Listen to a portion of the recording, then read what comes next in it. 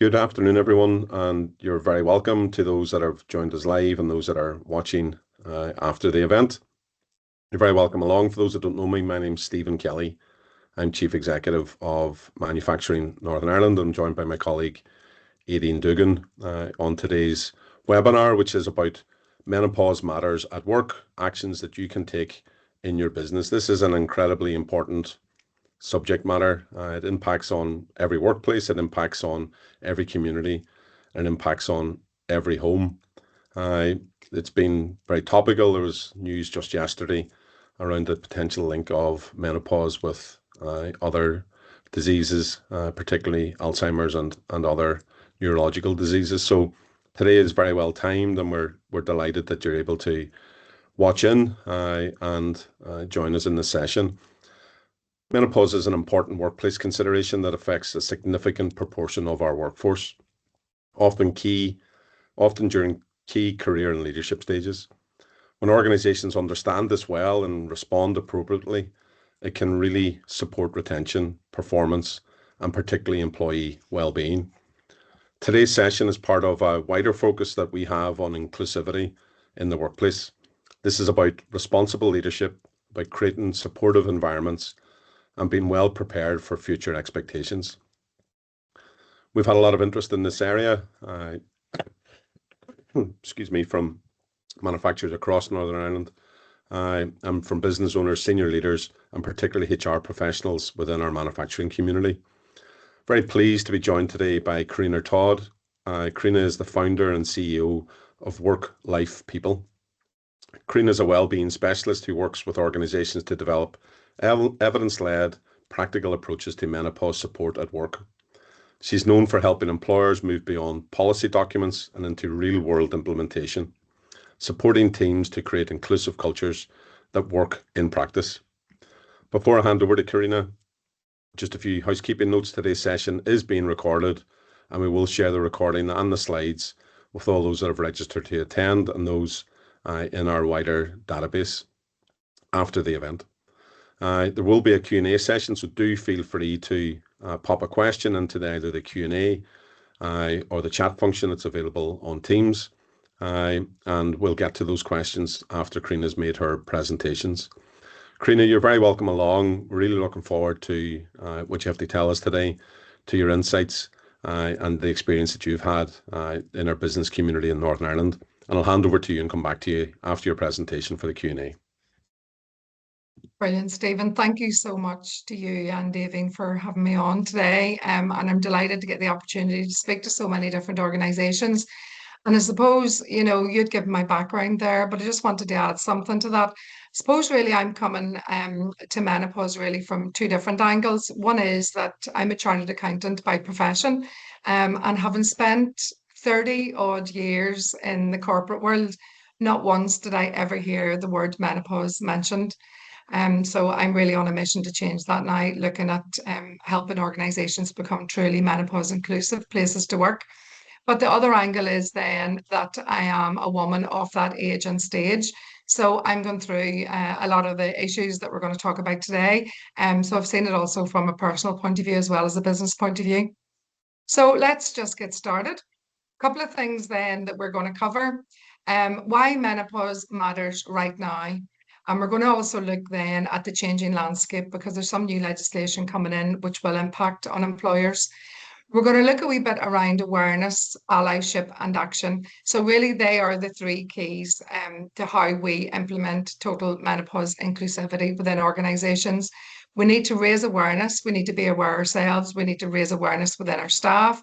We need to create a culture of allyship, and then we need to be taking action. So it's not just enough to run an awareness session. We need to actually be moving that through to taking practical action, as you'd said there, Stephen. So why is it, why is menopause a big issue at the moment? And why are we starting to talk about it? And in my opinion, really, we should have been talking about this a long time ago, but thankfully things are starting to change. So just to put it into context, women over 50, they are the fastest growing demographic in the workplace at the moment. And menopause affects all employees. So it's no longer just a women's issue. Menopause will affect every single employee whether you're directly affected and going through it or whether you're indirectly affected. And we look at that, whether that's in the workplace, maybe you're surrounded by colleagues who are going through it, or even at home. So a lot of people on here today may have partners, sisters, mothers at home who are affected by menopause. And silence, as we know, then leads to stigma and isolation. So it's no longer the case that we can just say nothing. We need to be addressing this head on, because lack of support then risks us losing talent. And the amount of women, leaving the workplace on the over 50 bracket is on the increase. And that's the stage really where women have an awful lot of experience and knowledge, and have a lot really to offer still in the workplace. But a lot of women are greatly affected by menopause and feel they just can no longer cope. And obviously, then the bigger issue is that an organisation looking at menopause support promotes health inclusion and gender equality. And menopause is now out of the box. So 5 years ago, 10 years ago, we didn't really have to talk about it because nobody did. It was seen as that sort of awkward subject, but it's now out of the box. It's in the press, the celebrities are talking about it. And actually now women going through it are expecting their employers to help and support them through it. So there's no longer putting it back in the box. It's out there and we need to be addressing it. So some statistics, I'll let you read some of those yourself. I think some of them are really quite shocking. So these are from different sources. So 73% of employees that were surveyed across the UK uh, had said they'd experienced symptoms. So these are women between the ages of 40 and 60. So 73% had experienced symptoms. So these are people who are presenting for work and really maybe not feeling up to the day and not feeling up to it. But all the same, they're coming to work and, whether they like it or not, really, they're having to bring those symptoms into the workplace. 77% describe one or more symptoms as very difficult, and over half say there are actually times when they're unable to go to work. And we look at that as well, because are we actually capturing that information? Do we have, for example, a reason for sick leave being menopause-related symptoms? Or are these women not feeling comfortable enough to say that and maybe saying, they've upset stomachs, headaches, and things like that? So we're not actually really aware of the impact of menopause in our workplace. Up to 30% then have taken time off due to symptoms, and 4 in 10 feel uncomfortable talking to anyone at work. So that includes colleagues and indeed their line managers. And I think the most shocking is that 1 in 10 women going through menopause have left their job, and 1 in 4 have thought about it. And as that risks the loss of a lot of talent and expertise. So why does it matter really now? Well, it's not a protected characteristic under current legislation, but of course, I'm sure you know as HR professionals that it can trigger legal protection around sex, age, gender reassignment, disability discrimination, and harassment protection. And also, no matter whether we should be doing it or we have to do it and we have to address it, we actually need to do it because it's the right thing to do. And employees who are going through it are now expecting you to help and support them in this area. So the changing landscape, just moving this out of the way, sorry, that's it. So menopause action plans are coming our way. The Employee Rights Bill has just received royal assent in December 2025. And this is something then that Labour had on their manifesto. So under the legislation, all employers with over 250 employees will be required to design and implement and publish a menopause action plan. Now, while this legislation will directly impact GB and not necessarily Northern Ireland at the moment, it will be seen as best practice in other jurisdictions, for example, Northern Ireland, Ireland, and also then in other countries. So it's going to be seen as gold standard best practice. So we need to get ready for this. So from spring 2026, organisations will be able to upload their menopause action plans to a government portal that I think is still under construction on a voluntary basis. And next year then this will be mandatory. So this is also particularly important to organizations, for example, that I would be speaking to that may have, offices or a plant here in Northern Ireland, and also then in England. So you can't be seen to have a menopause action plan for your English employees, for example, and not obviously doing the same thing here. So this legislation is seen as a fundamental shift in how menopause is perceived at work. So it's no longer framed as an individual issue. It's very much recognised, as a workplace issue that requires leadership and action. And we'll look at that a bit later as well, at some of the things maybe you may need to do to get ready for the menopause action plans. So the first area that we talked about was awareness, and this is so important, but as I say, it's certainly not a standalone issue. So today we're going to look at some of the things that HR and senior leaders need to know. And obviously this may also impact on you if you're directly affected by menopause yourself. So menopause actually has 3 stages. So traditionally, a lot of us would think of menopause as something affecting, women 50 plus, and I'm including myself in that bracket. But actually, it's far more wide-ranging than that. So the 3 stages of menopause are perimenopause, menopause, and postmenopause. Perimenopause usually starts in a woman's 40s, and it can last for a few months to actually over a decade. And in that time, then the hormones would be fluctuating quite wildly. And one day a person may feel great, and the next day they may feel really, as I would describe, all over the place, down in the dumps, unable to cope. Irregular menstruation is obviously really the first sign, but there's so many more symptoms related to perimenopause than that. In fact, there's over 40 recognised menopausal symptoms recognised by the NHS, but some doctors actually would say it would run into 100 or more. So when we move into menopause, then the average age of that in the UK is 51. And menopause actually lasts just one day, which I know a lot of people are shocked when they hear that. But the term menopause is used on the 12-month anniversary that a person has had no menstrual period. And that just lasts the one day. And again, that would be signified really with low hormone levels, etc. So from the day after that, then a person then is seen as postmenopause, which will actually last the rest of their lives. Hormone levels would tend to stabilize, although some symptoms may still persist.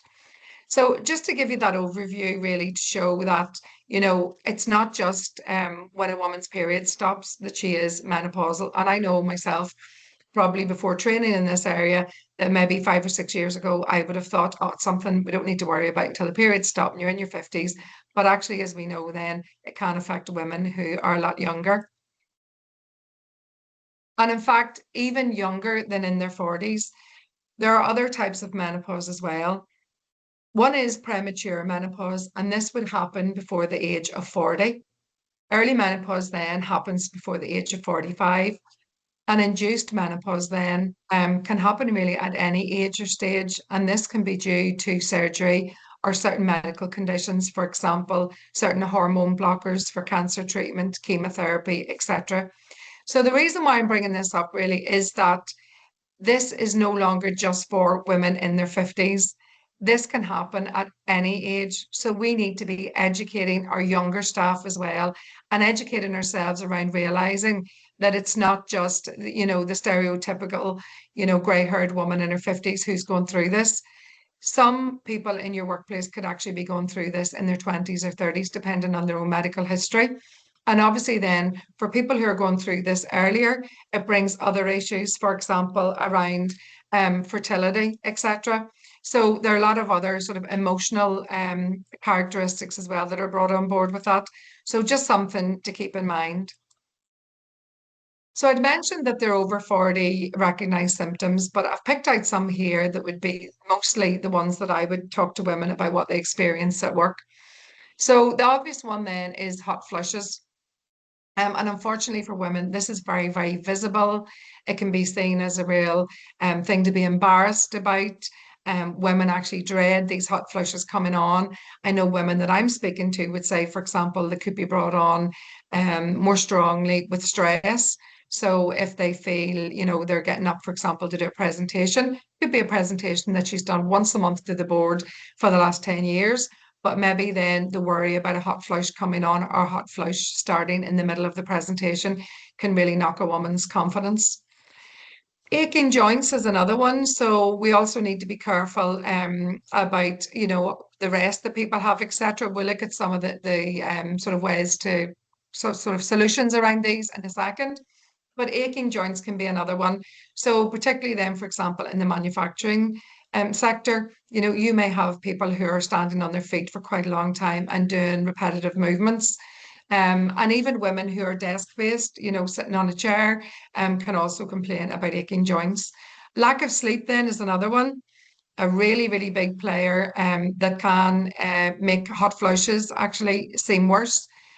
This can also be related to night sweats, so person not sleeping.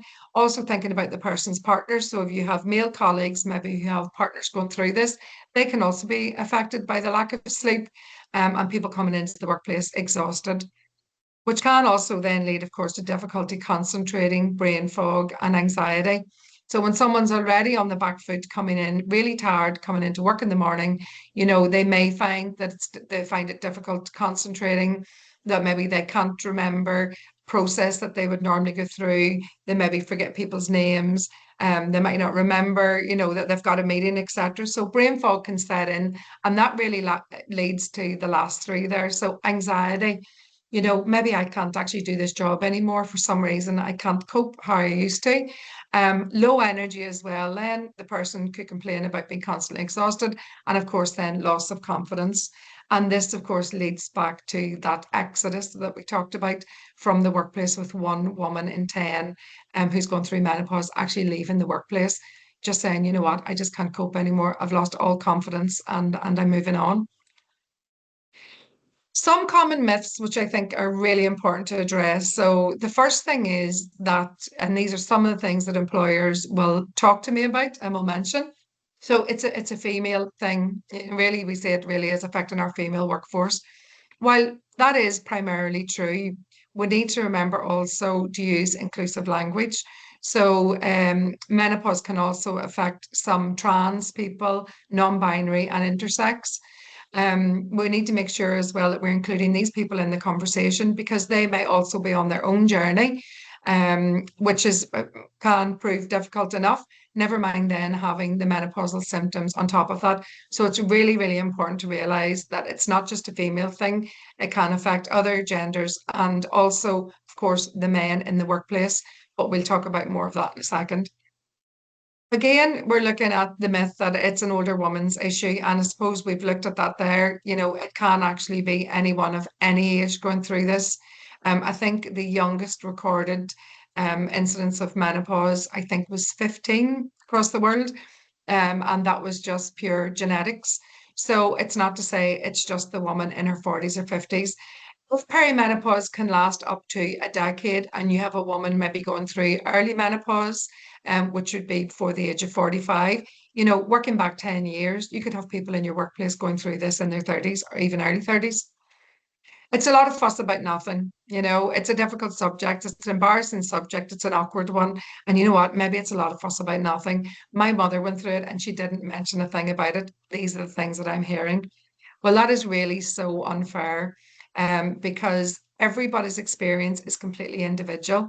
And some women do experience the most severe symptoms. And even if someone isn't experiencing severe symptoms all the time, they can have bouts of it, particularly in perimenopause, as we said. One day they feel absolutely fine, and then the next few days, maybe they're experiencing all sorts of symptoms that nearly seem like they've come out of the blue. So the person going through it certainly doesn't feel like it's a fuss about nothing. The other one is then that it doesn't affect me.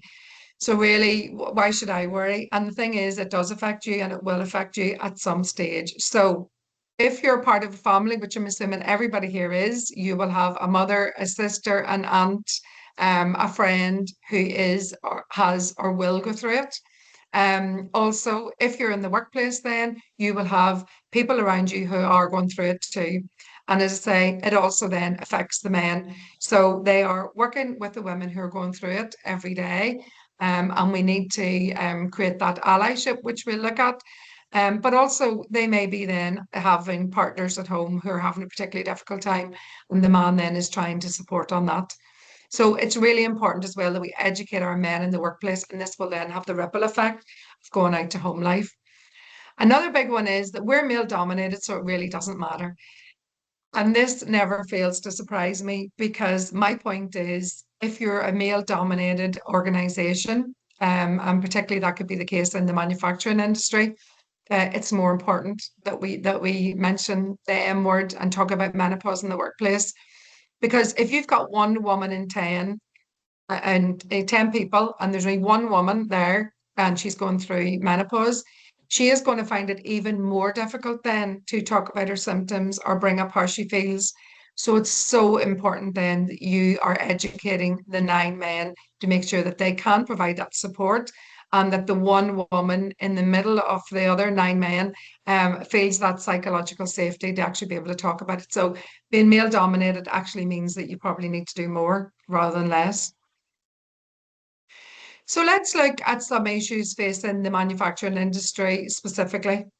First one then is the fixed shifts. So when I'm talking to employers, we will talk about maybe having flexible start and finish times, etc. But obviously that probably is not the case in the manufacturing industry, because you will have the fixed shifts. So the rigid rotas really can worsen fatigue and sleep disruption. So if you've got a woman then who has been having terrible night sweats, for example, hasn't been able to sleep, maybe had 3 or 4 hours sleep, she doesn't have the choice then in the manufacturing industry necessarily to say, oh, can I have a later start time, because she does have a fixed shift. So ways maybe around that to help would be things like short rest periods, building those into the shift, maybe looking at some temporary adjustments. So for example, if the person's coming in exhausted and they feel like they can't concentrate as well as they could, maybe putting them on a slightly different job.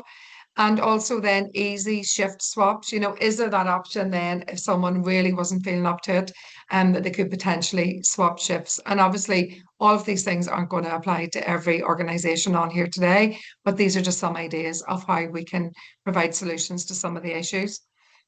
Physical demands then, so in the manufacturing industry, the manual work and the long standing, we talked about that earlier, can increase pain and exhaustion.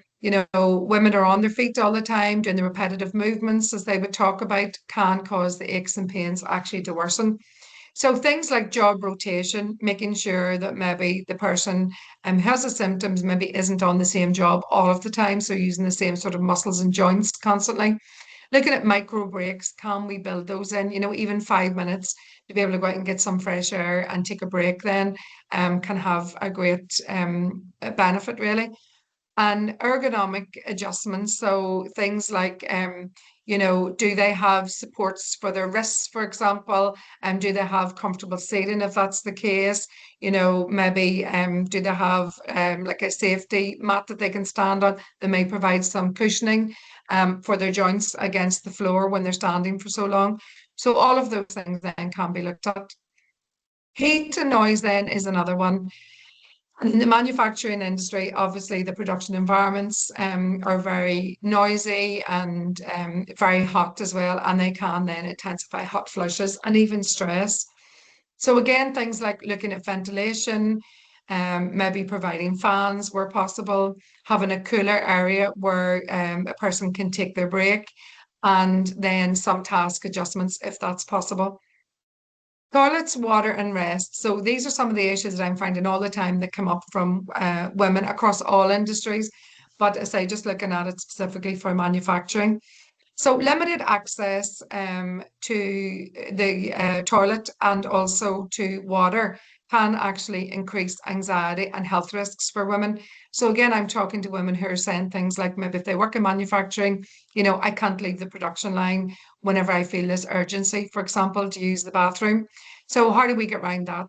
It's about having a protocol in place that they've got clear permission to leave the line as and when required, making sure there's cover system in place, and making sure then there's fresh cold water available at all times, and opening up the conversation really to look at solutions. Some more there of the issues would be uniforms and PPE. Another big issue for women going through menopause. So breathable fabrics affect comfort and temperature control. So it's looking at maybe having breathable options around uniform. Maybe, for example, if there is a short-sleeved, lighter or summer uniform that people can use, even if it's winter, because a lot of women go through hot flushes, they will constantly feel that heat, internal heat. It's about having layering options. So, for example, can they have a fleece or a body warmer that they can put on? And maybe when they do feel a hot flush coming on, then they can take it off again, but also can put it on again afterwards, because a lot of women also talk about cold flushes following a hot flush. So they feel really, really hot 1 minute and then very cold the next. And really flexible fits then were safe. So again, I'm finding when I'm working with organizations that a lot of the uniforms, for example, were made really for men and the male body, which may not be comfortable for women. Women's shape and sensitivity around their body also changes, particularly around menopause. So it's about looking, okay, can we have a flexible fit, maybe a more loose fit, for example, obviously for safety and all that permits, but looking at real options around uniform to try to make it more comfortable. The male-dominated culture then we talked about too, which really is the case, I suppose, in a lot of, if not most, manufacturing companies. It's around really educating the whole workforce. As I said, we need to be educating the men, because low awareness around menopause or that awkwardness really leads to silence and misunderstanding. So, for example, if you have a team leader, a male team leader, and he maybe has a few women in his team then who are going through menopause, how comfortable does he feel talking about menopause? Or even more important, if you've raised awareness with the women going through it, how comfortable does he feel then actually responding to their requests for support? So it's a whole workforce education program really that's needed here. Visible leadership support to get the leaders really signed up as well, and to making sure really that we've got an inclusive workspace. The banter culture as well is another one. And to be honest, sometimes this can be related to the male dominance too.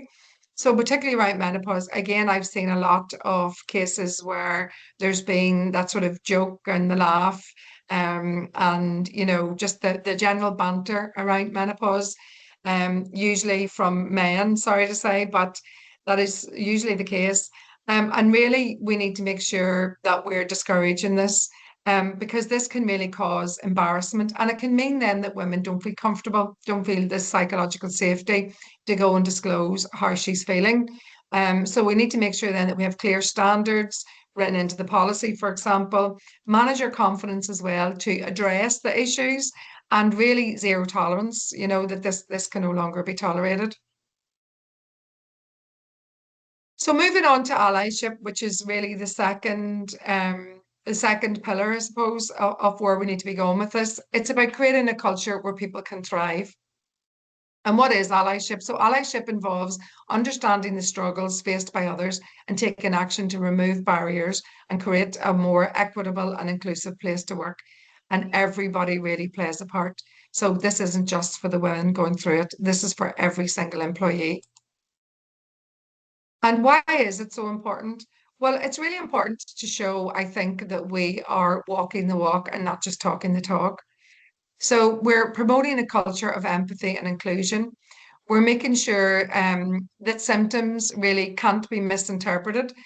Because if we don't have that allyship, certain members of the team, for example, can think, well, maybe the woman has lost interest in her work, or she's not really up to 100% productivity today. So we need to have that allyship and that openness that she can actually say, I'm not feeling great today. I don't feel 100% on form, but I'm here and I'm going to really do my best. And it's about having that sort of empathy around that. It also models leadership and action. As I say, it's okay for us to talk about menopause support and have a policy in place, but we need to be actually putting it into action. And if we have a culture of allyship, then we're doing that. And it's also a future proofing strategy. Menopause isn't going anywhere. In fact, it's going to become more prevalent as younger people then in the organization start to enter their own menopause journey. So it's really, really important that we're addressing that now. And also, allyship is important because we're all human and we just need to be supporting each other on a purely human basis. So what makes a good ally? It's about, and this is for irrespective of any grade, we can all be allies. It's being informed and curious. Again, it's around that education piece. It's about asking the right questions. It's about showing empathy. It's about being comfortable with the uncomfortable. So not afraid to say the M word, not afraid to listen about how someone's feeling.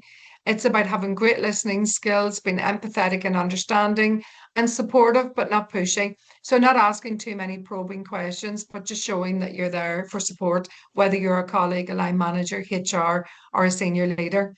And it's about also being a voice in the room. So, being an advocate and standing up for the people going through menopause in the workplace and really realizing, how important it is for your organization as a whole. And it's about being consistent and accountable. So, for example, if you're in HR and someone is coming to you talking about menopause, it's about not saying, okay, well, we'll get something sorted at some stage. It's about being consistent in your approach and being accountable and actually going back to the person, maybe, for example, if they've asked about reasonable adjustments, have you been able to accommodate or not, and why not? So it's about having that accountability. Moving into action then. So we've raised the awareness piece. We've now moved into allyship. And what do we do then around action? And some of this then will be important when we're preparing for our menopause action plans. So it's about taking action and it's about shared responsibility. So awareness without action means nothing. We can have all the awareness in the world, but if we don't act on it, there's no point. So menopause doesn't just affect the individual experiencing it. It affects teams, culture, productivity, and well-being across the whole organization. And that's really where I think that our minds need to start changing to think that way.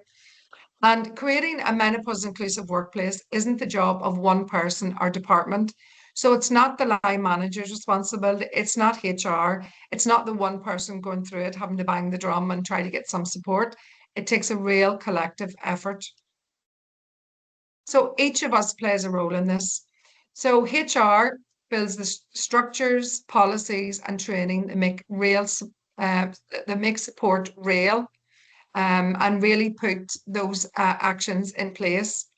Senior leaders then set the tone and prioritize the issue. So we need to get sign off from the top. We need to get buy-in. We need to get senior leaders involved in this conversation. People managers then are the face-to-face with employees and they create the day-to-day support through flexibility and understanding. Every single colleague then needs to foster empathy, challenge the stigma and the banter, and help normalize conversations. And those going through menopause know best what they need and deserve to feel safe speaking up. And that goes back to that psychological safety. So we'll just look at each of these in a bit more detail. The HR team, okay, probably I would say most people on here today would be HR. So what is your role? So the first thing is to introduce or update your menopause policy. And if you don't have a menopause policy, you need one. But what I would say is that's only the very first stage. So again, I'm speaking to organizations that are saying, oh, we're doing okay. We've got a menopause policy. Could be the case that a lot of employees don't even know it exists. It can't be easily found. And if that's the case, it's not worth the paper it's written on or the space it's taken up on your internet. So you need to be looking at that, making sure it's inclusive and making sure really it ticks all the boxes of best practice. It's about embedding it as well within wider policy. So for example, within sick absence leave, within harassment and bullying, there's so many different policies just in the wider EDI area that you need to be bringing menopause into. So it's not a standalone policy. You need to be advocating for staff training, and I'm talking about all staff being trained, line managers, yourselves in HR, senior leaders, the people going through it, the men, and even the younger people coming through. It's like they're going to start their own menopause journey at some stage, and it's best to be prepared. And it's about reviewing your absence procedures. I mentioned earlier, do the people have the option of saying that they're on sick leave due to menopause symptoms or not? If not, then you can't even measure the impact that menopause is having in the workplace. So I'd say that's one of the first places to start. And it's about creating the feedback channels then that people can actually come to you and ask for signposting or ask maybe for reasonable adjustments, etc., for your consideration. Senior leaders then, as I say, We really need to get their buy-in, and this is about acknowledging menopause publicly. One of the most successful strategies that I've seen is where senior female leaders actually maybe give a talk or have a webinar around chatting about their own menopause experience, which can be really, really powerful. Senior leaders aren't exempt from the conversation, whether male or female. As a senior leader, you need to be prioritizing resources, time, budget, and people really to look at this and really take this on board and to develop your menopause strategy. It's about championing, I find that hard to say all of a sudden, policy development. So again, making sure we're developing the policy and making sure it's embedded in the wider EDI wellbeing sphere. And it's about speaking up about your own experience if you're comfortable to do that, whether you're male or female, your own direct or indirect experience is very valuable. And it's about keeping the conversation alive. People managers then, the day-to-day managers who are facing staff all of the time, it's about being informed and being educated. It's about knowing what to say and what not to say. It's about leaving the door open that you're approachable and you're willing to talk about it. It's about recognizing the signs, maybe of someone in your team, what they may be going through, and how to really approach that sensitively. And it's also about managing expectations. If someone comes to you, for example, particularly in the manufacturing industry, and is asking for reasonable adjustments that you may not be able to implement because of safety or business need, etc. But it's about saying, okay, we may not be able to do that, but what actually can we do? And working with the person and obviously HR and senior leaders to look at how they may be accommodated. And it's about encouraging team awareness. So bringing the menopause word up in team meetings, for example, and making sure that it's a word that no one is uncomfortable actually saying. And as a colleague, again, it's about educating ourselves. It's about speaking up against stigma or jokes. For too long, it was the butt of a lot of people's jokes in the workplace, arguments around air conditioning, for example. Oh, here's such and such, hot flush is coming on. Look at the color of her face. She's starting to sweat. You're feeling really hot while I'm feeling cold, and air conditioning wars and all the things. I've heard it all a million times. So it's about calling those things out and really, stamping out really any jokes or stigma. So it's about being flexible and understanding as well. If you have people in your team going through it, and obviously they may not be up to 100% productivity that day, it's about maybe being able to step in an understanding way. And it's about checking in privately, as I say, human to human. How are you feeling today? Is there anything I can do or anyone else can do to help? And it's about becoming an advocate. So even if you're not directly affected, it's becoming an advocate for those people who are. Menopausers then, us women going through it. So it's about getting very familiar with your menopause policy. It's about feeling comfortable to talk to your manager, using internal support resources that should be there. It's about connecting with others. So if you're one woman here thinking about this and thinking about how maybe menopause is impacting your work, it's maybe about talking to others. So for example, setting up maybe a peer support group, a menopause cafe, within work hours that like-minded women can actually get together and chat. But also then wanting to widen that out to the wider organization. Menopause isn't something that should be driven from the bottom up. It needs to come from the top down. And again, it's about calling out inappropriate behavior. So when we look at that, really, they're the three main pillars: awareness, allyship, and action. And as I say, if we're just sitting in the awareness or maybe even pre-awareness stage, then there's a lot of work here to be done. We really need to be moving this through to action. So we mentioned earlier about the incoming legislation. One thing I would say is that we need to be more forward thinking than this. We shouldn't just be thinking about menopause because this legislation is coming in and the spotlight now is going to be shone on organisations, particularly with 250 or more employees. We need to be doing it because it's the right thing to do for our employees and for our business as well. It makes really good business sense as well, which we'll look at in a second. But also just on the Menopause Action Plans been introduced by the Labour government, if you're an organisation as well of 250 or less staff, then you're not exempt either. because this legislation and this need for menopause action plans is being seen as best practice. So actually, really, smaller organizations should be implementing this too. So some of the things I would say that we need to be doing, the actual requirements of the menopause action plans hasn't really been published yet in detail. Some of the things that have been mentioned are having a policy, having all staff training, training for line managers, having menopause champions in place, and doing risk assessments. So they're really the five that have been mentioned. So what I would say is these are some of the things that we need to be ticking. It's about having a strategy and one that works and people know what the plan is. It's about having a policy as well that works, that links to the strategy, and that people know where to find it. And that covers really everything and uses inclusive language. It's about involving your staff, asking them how they're feeling, what sort of things would they think may help, and where they are maybe on their menopause journey themselves. It's about educating all your employees, bringing men into the conversation, male-specific training around menopause, bringing your younger staff in as well for training, and really educating all of your staff and training your line managers is so important. I've spoken to line managers in the past who've said, it's great that we're opening the conversation now, right, menopause, but actually I feel like hiding behind my desk if someone comes to talk to me about menopause because I feel like I can't handle it. So there's no point in opening the awareness piece if you're not training your line managers about how to deal with this. It's about involving your senior leaders. It's about assessing the risks. So I'm sure you've all got risk assessments done, but it's about having a specific one done around menopause, which just sort of makes you think in a slightly different way and sees it through the eye of someone going through it. It's about considering reasonable adjustments, not to say that you're going to agree to them all, but it's about looking at small things that can be done in your workplace, maybe to make things easier. And it's about appointing menopause champions.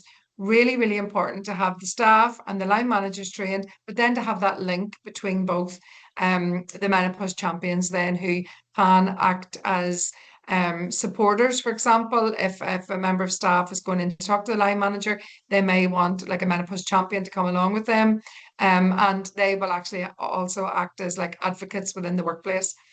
It's about promoting menopause in internal comms, really what you're doing and where you're going and what the plans are, and about making sure that staff know where they can be signposted to, for example, for support. And it's about embedding this really into the organizational culture. It's not about, a lunch and learn for half an hour in October, Menopause Awareness Month. That no longer really is enough. So just quick, we're nearly there, but just a few things that I want to have a look at here. And really, we talk about the ROI versus, sorry, I'm just trying to move this out of the way so I can actually see. That's it. The ROI, so return on investment versus COI, which we would call the cost of inaction. So doing nothing is no longer an option, unfortunately, or fortunately. So we need to be doing something. So where do we benefit from that? Not just around our staff feeling better and having more awareness. It's also about, okay, how does this work better for our business? So we will end up with improved team morale, greater productivity, lower absenteeism because people feel they can come to work and maybe say they're not feeling 100% and that will be accommodated. It's about retaining talent and the senior role models as well. There's so much to give rather than that 1 in 10 woman walking out. It's about fostering loyalty and satisfaction, generally better team dynamics when younger staff, for example, and men know what the woman in the team is going through. There's better team dynamics and more support. Less risk of grievance. The cases of cases being taken against employers is on the increase because menopause again can impact some of that other discrimination that we looked at. So really, really important that we have our ducks in a row with this. It's about fostering a more open, inclusive culture. Also on a financial point of view, really, it's about saving money on hiring and training new staff if you've got the experienced ones already and still in place and not experiencing the loss. and the cost then of having to replace that person. And it's about having a positive industry reputation, which is really, really important to attract and retain female talent. And as I say, this is something that's becoming more and more expected then by people generally. They're expecting their employer to support them in this area. And it's about meeting all your statutory obligations. So the good news is that you don't have to do that alone. At Work Life People, we're experts in this area. We've been working in this field for the last 5 years. And just this year, 2026, we've launched the Menopause Accreditation Programme. To tell you about that very quickly, it's basically a structured supportive pathway, and we will work with organisations from zero to hero, basically. So even if you don't have a policy and you've done nothing, or if you've done some work already, we will still move you along the pathway to menopause inclusivity. So it's a very structured framework. We'll take you from awareness, strategy, action, training through to recognition as an accredited menopause inclusive employer. And we only launched it there at the beginning of last week, and we've already got a few organisations signed up, and delighted to be out today to one of them this morning, getting the photographs taken to be announced as the first. So really, really delighted about that. Couched within that, then we have an e-learning pathway of 6 digital courses that cover everything that the training is needed for, basically from people going through it, younger people, line managers, HR, the menopause champions, and the men, a specific course for men around menopause support. And delighted as well, as a result of this webinar, to be offering 10% discount for anyone who is on the webinar. So just get in touch. That is a QR code there that you can click to book a free strategy session, no obligation whatsoever. I can talk you through where you are at the moment and see if you're suited to the Menopause Accreditation Programme. But we would love to have as many organisations on board as possible. And we're on a mission with Work Life People to make every single organisation, big or small, a completely menopause inclusive place to work. So that's me. I've rattled through that. I could talk all day about menopause, but I'm sure you all have other things to do. So that's me for the moment, and I'm open for any questions or hand them back to Stephen and Evie. Karina, that was first class. I love a presentation. It's really well informed and based on evidence, but then particularly gives really practical advice for people to just carry away with them today. And the cherry on the top is the fact that you're willing to stand alongside these employers and give them some money off as well. So Yes. I think you met the brief perfectly well. So thanks for that.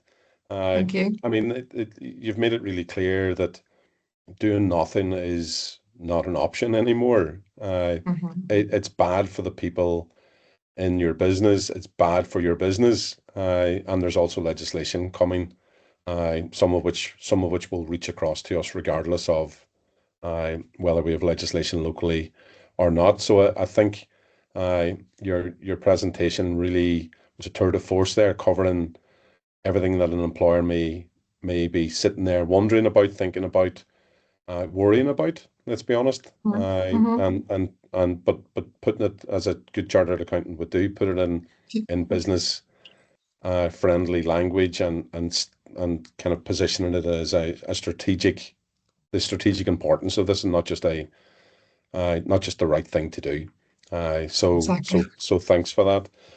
Thank you. I have some questions that I kind of preloaded, which is great. Some people in advance, but if people have questions, please do use that question and answer function.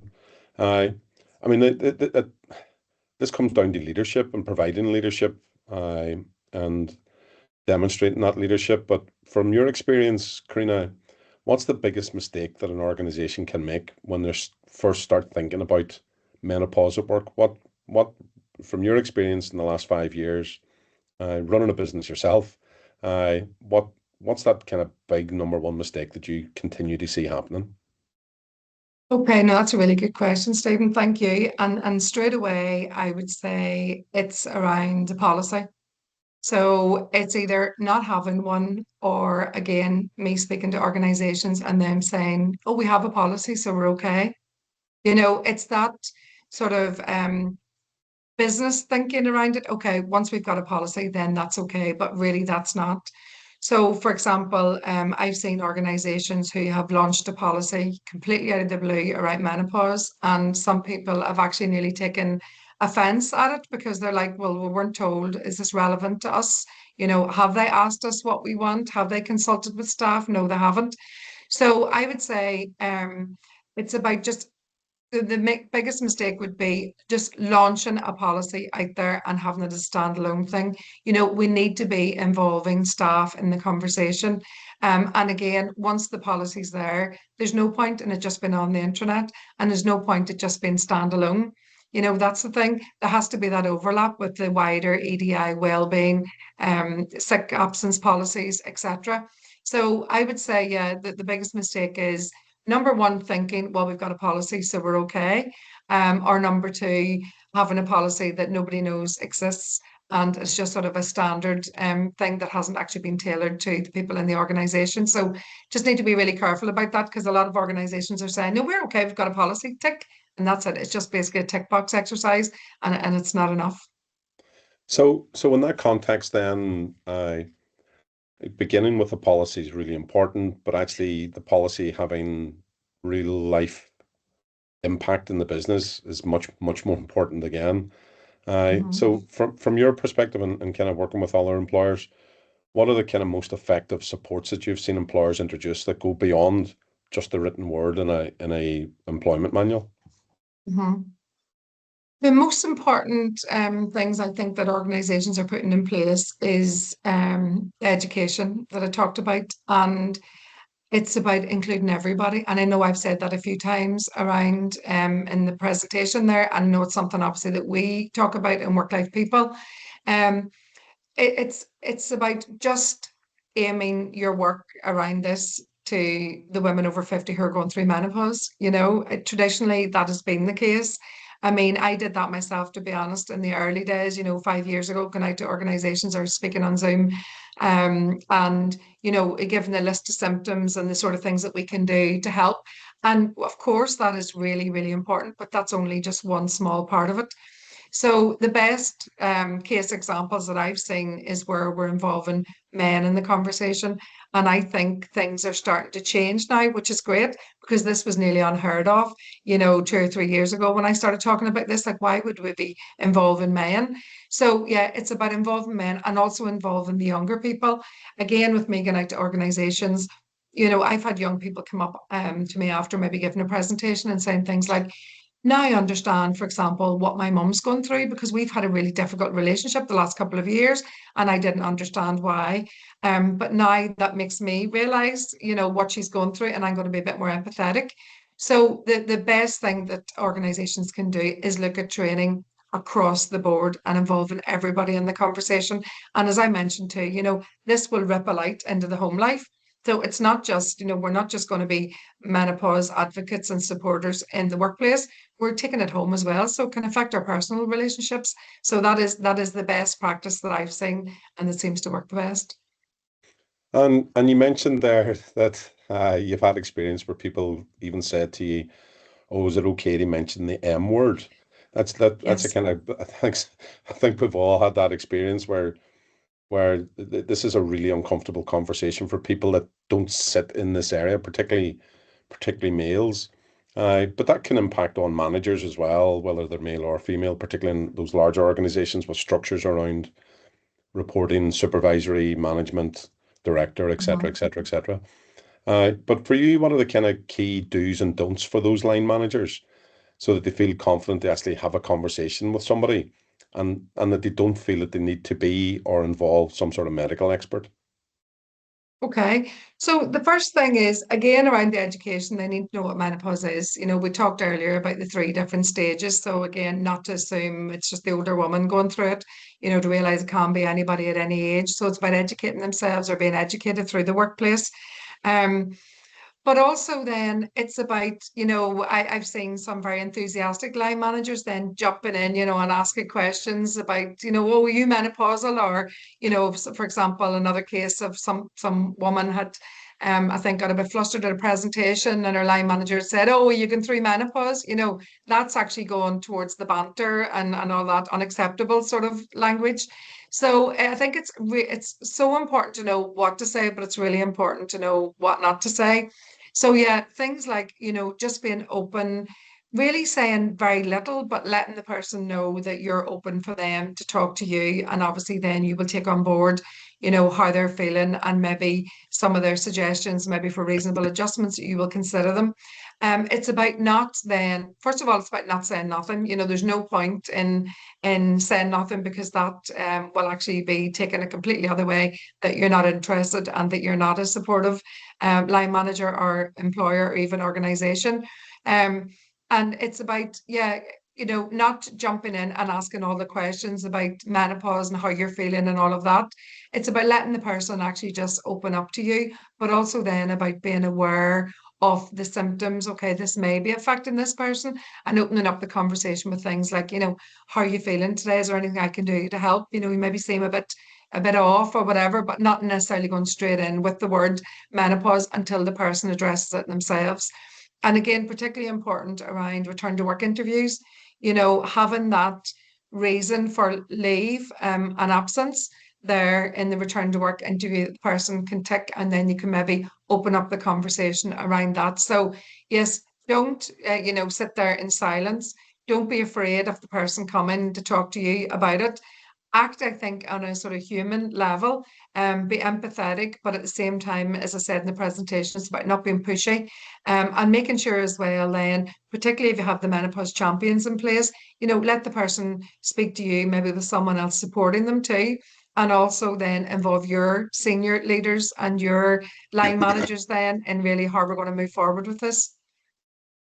I'll not ask this as a question, just to leave it as a point, and I'll ask my final question. But manufacturing is a health and safety based workplace. You can't walk through the doors without getting some sort of briefing, wearing PPE, etc., etc., etc. Those are compliance issues, and this is quickly becoming a compliance issue as well for people. So don't.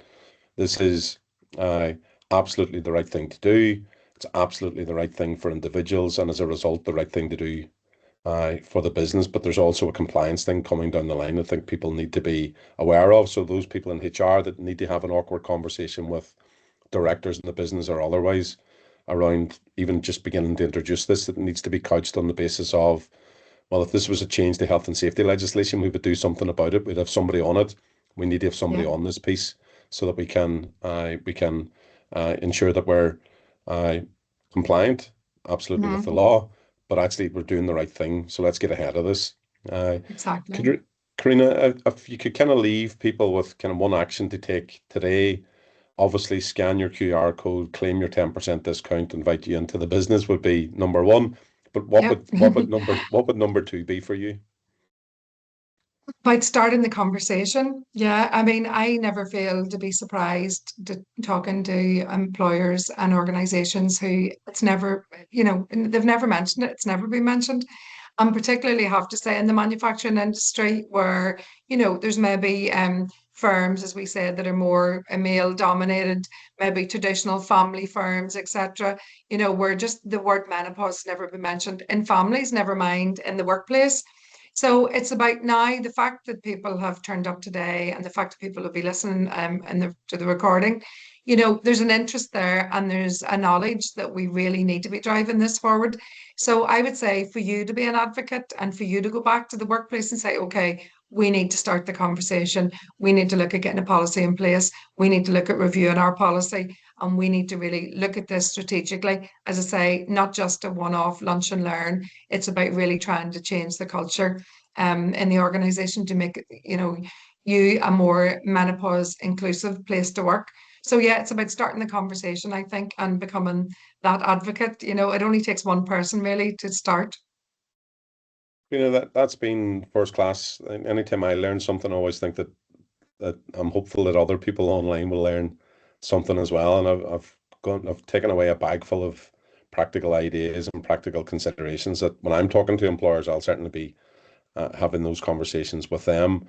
I really appreciate you giving up so much of your time, particularly in such a big day for you with your launch of your first client, or your Yes. newest client, sorry.